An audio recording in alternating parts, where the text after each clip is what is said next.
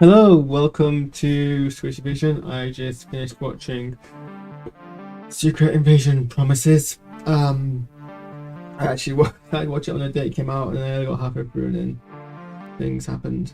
My life is a mess at the moment, but yeah, I managed to watch it. Finished watching it just now, and I guess here are my thoughts. It definitely dealt with fallout from the last episode. And we kind of it's very much a last week was the instigating factor, and then now we're dealing with kind of the ramifications of all of that. And we get, I think we're still following like a bunch of the parallel storylines. My favorite scene by far is the tell me something I don't know scene that's played between Fury and Talos, and I absolutely love Ben Mendelsohn and Samuel Jackson's chemistry. They play off each other very, very well, especially in that scene, because like you can tell it's difficult because obviously like we've known Nick Fury as a character for like 15 years now, and we've kind of seen that development. And then Talos was only introduced relatively recently. He was only introduced like 5 years ago, and you know, considering like COVID and the big gaps we got in the MCU kind of release schedule and things like that, so like we only really saw him in Captain Marvel and then a cameo before here, so we don't know the character very well. But they do a good job of making it very believable that these are two characters who've known each other for 3 decades. So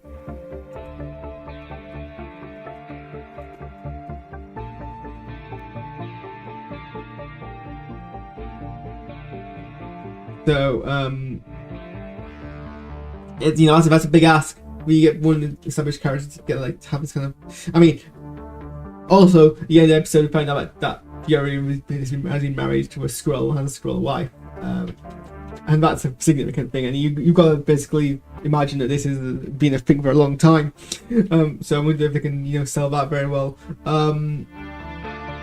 But yeah, no, Mendelsohn and Jackson do a really good job, and especially in that scene where, you know, Samuel Jackson's telling a story about you know, a game that him and his mum played, and I clocked on pretty quickly that this was a lead up to a challenge he was going to set Talos to like get him to account for himself.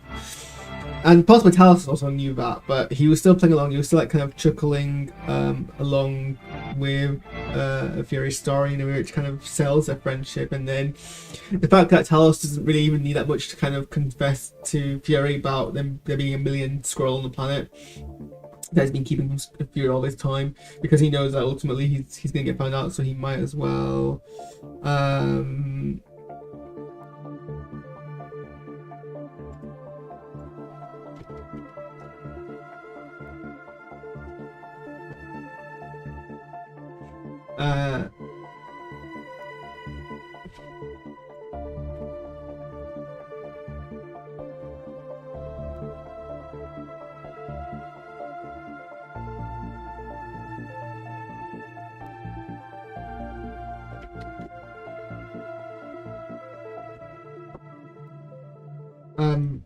Sorry, I'm being very distracted at the moment. That's just gonna be I'm mentally ill. I get distracted very easily. Where was I? So yeah, they just sell it very well, and you can tell that Fury generally is kind of pissed off at Talos for that. But yeah, we also this series is dealing very well with the fact that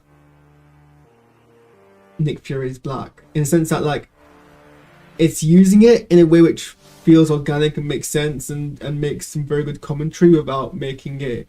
But it's not. This isn't a show, or at least at the moment, it doesn't feel like a show necessarily about race. Not in the same way that, say, Captain America and Winter Soldier were. But like, we're using the opportunities as they arise organically which is this is the kind of the natural fluid way you do it, and it means you use opportunities to kind of make commentaries without it being necessary, without having to make shows that are focused on it, the same way that you can make commentary about disability without having to have a show purely about disability. So I that was what my dissertation film was about. So like the fact that Fury comments on how intolerant the world is at the moment just with skin color. How would they be any more tolerant towards people who are a different species living there permanently and openly? And that's a very strong piece of commentary to make. I know it's not new by any means, but the show doesn't shy away from making it. The fact that Fury and Rhodes have a talk about power and race, and that's very, I love that in there. And it's gonna piss off some people who are like, oh, it's getting too woke. Well, yeah, but you've got these black people in power. Why would you not use the opportunity to comment on it? I will say the whole Fury Rhodes thing is irritating, but an in-universe way. I'm not annoyed that they're doing it. I'm annoyed at these characters not working together. It's not, I know it's not exactly manufactured conflict. It seems like these are two very politically powerful people, and the fact that he points out that just because we're black doesn't mean we're immune to the pitfalls of political power. And that was a great discussion as well, even though we ultimately know that Fury well, actually that's the thing, Fury as a protagonist we don't know is right, and his whole kind of arc in this series is going to be well, how right is he in the end of the day? So that was interesting. We got to see Maria Hill's mother, but it's still very unclear about whether or not this Maria Hill's actually dead or not, because people are speculating and they're going to keep speculating. I mean, she might be dead, she might not be. That was obviously a very powerful scene for Samuel Jackson as well.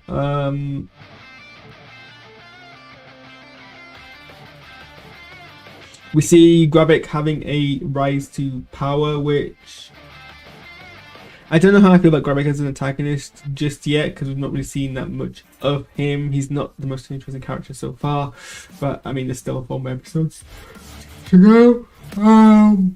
There's still 4 more episodes to go. I just realised the top that I'm wearing is somewhat relevant to this episode, to the whole Skrull issue. Oh, that was actually the thing which was bothering me for Gravik. The whole conflict. I still don't get why everything rode on Fury finding the planet. And I get he promised them that he would do that for them, and he let them down. And I'm not saying that he can't be of help to them, and that doesn't mean that he necessarily can't have, but it seems to imply that he alone is pivotal towards it. I'm not sure what, surely out of everyone he is the least resources because he's not from space. He hasn't lived intergalactically, or at least as far as we know. So why is he the savior for them? Again, I'm not saying that there couldn't be ways works where he is pivotal or important, or he could generally contribute a lot of support to them because he's grounded in the home planet, he's not constantly fleeing. But there's just still some well, how much you expect this Earth guy to do kind of thing.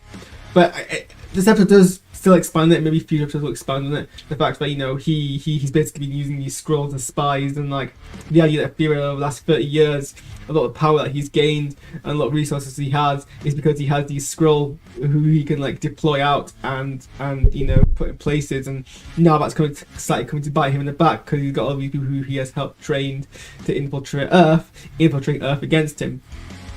And this episode reveals that a whole bunch of world leaders are actually Skrulls. The British Prime Minister is a Skrull. I think the Italian Prime Minister is a Skrull or something like that.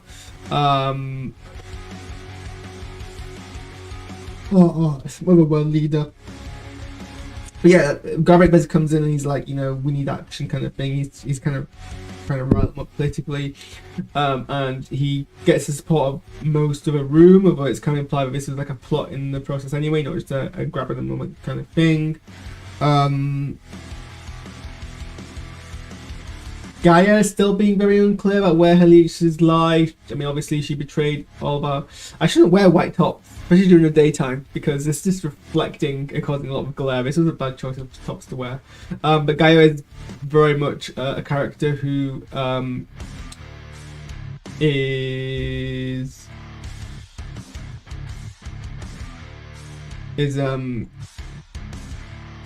well, the it's the unclear factor, because she betrayed him last week, and it's like, well, okay, was she a double agent? But then in this episode, she's kind of going behind her back and sneaking around, sneaking very easily, I must say. But I mean, Emilia Clarke's done a great job playing that kind of youthful, vulnerable character. Oh gosh. Okay. So what else? What else did I like about it?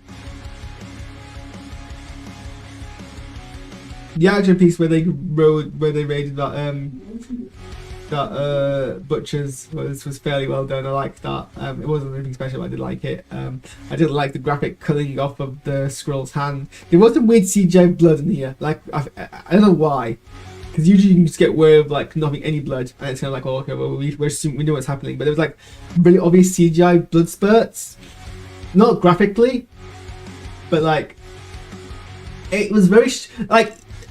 Not like it was very low budget, I want to say. Like a lot of like student films, when they put like these spurts in, and you forgive it because this is an independent low budget film, but this is a Marvel film. You think they'd be able to do blood spurts properly, or just like not do them all. You don't need to put the blood spurts in. Blood spurts in. But yeah, I did enjoy her finger being cut off. But Olivia Colman was such like, it's clearly like fixing his character role of this very kind of sweet MI6 head kind of character, and just like completely chill with everything, and that's always good to see. That was great to see. Oh, and then we got, I think somebody, I don't know who it was, speculated that we were gonna see the Skrulls trying to splice themselves with like DNA from other creatures, and to give much powers. Some speculated that the Skrull's gonna get like Groot powers, and then we see in this episode that they're trying to make the Skrull stronger. We've got a machine, one of the computers has Groot DNA in it, and that pretty much confirmed that theory, I think, pretty much. So I wasn't entirely convinced about that as a concept, so we'll see how that goes in the rest of the series. I mean, this is definitely like a much more mature spy thriller, but I don't know. Part of me feels this might have worked better as a 3-part extended series, like 3 1.5 episodes rather than 3 1.5 hour episodes rather than 6 1 hour episodes, but that's just me. I think the pacing is the thing that's the weirdest, but then I did watch the episode like half one day and half the other day. That probably ruined it for me.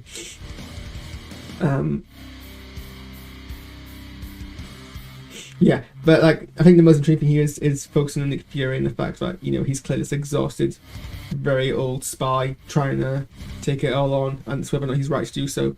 So yeah, that's my thoughts on this episode. Let me know what you think. I need to catch up on Star Trek. So I'll catch you guys later on. Bye.